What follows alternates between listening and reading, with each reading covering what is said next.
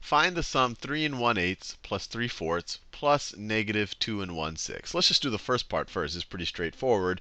We have two positive numbers. Let me draw a number line. So let me draw a number line.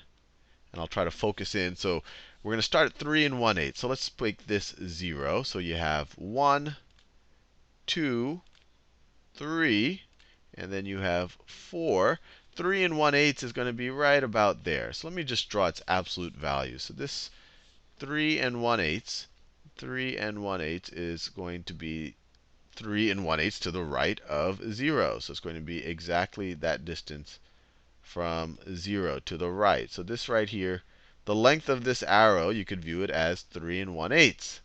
Now, whenever I like to deal with fractions, especially when they have different denominators and all of that, I like to deal with them as improper fractions. It makes the addition and the subtraction and actually the multiplication and the division a lot easier. So 3 and 1/8 is the same thing as 8 times 3 is 24 plus 1 is 25 over 8.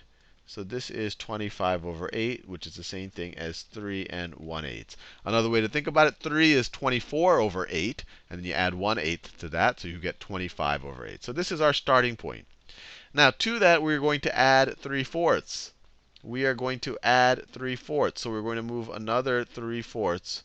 We are going to move another 3/4.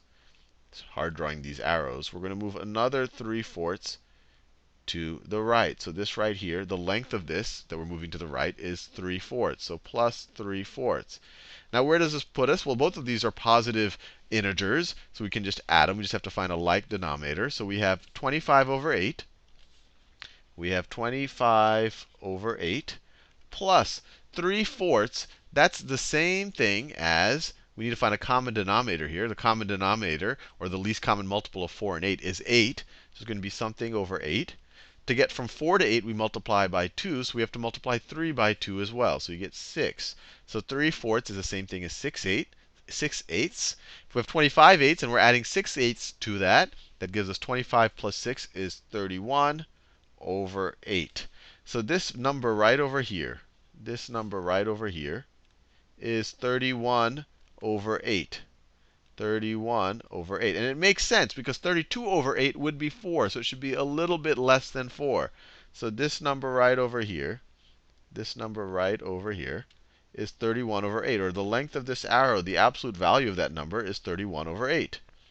A little bit less than 4. If you wanted to write that as a mixed number, it would be what? 3 and 7. It would be 3 and 7/8. So that's that right over here. This is 31 over 8. That's that part right over there. Now, to that, we want to add a negative 2 and 1/6. So we're going to add a negative number. So think about what negative 2 and 1/6 is going to be like. So let me do this in a new color. Do it in pink. Negative 2 and 1/6. So we're going to subtract, or I guess we say we're going to add a negative 1. We're going to add a negative 2, and then a negative 1/6. Let me draw. So negative 2 and 1/6, we could literally draw like this. We could literally draw it like this. Negative 2 and 1/6, we can draw with an arrow that looks something like that. So this is negative 2 and 1/6. Now, there's a couple of ways to think about it. You could just say, hey, look, when you add this arrow, this thing that's moving to the left, right? We could put it over here, and you would get straight to negative 2 and 1/6. But we're adding this negative 2 and 1/6. It's the same thing as subtracting a positive 2 and 1/6. We're moving 2 and 1/6 to the left. And we're going to end up with a number whose absolute value is going to look something like that. And it's actually going to be to the right. So it's not going to only be its absolute value. It's going to be, well, its absolute value is going to be the number, since it's going to be a positive number.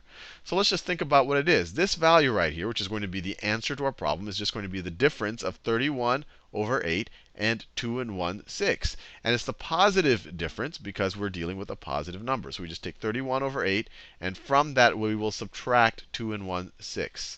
So let's do this. So this orange value is going to be 31 over 8. 31 over 8 minus 2 and 1/6.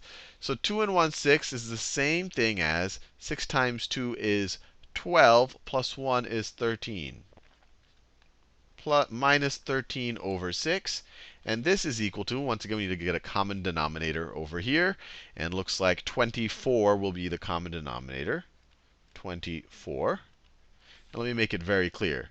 This is the 31 over 8.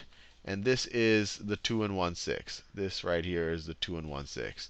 So 31 over 8 over 24, you have to multiply by 3 to get to the 24 over here. So we multiply by 3 on the 31.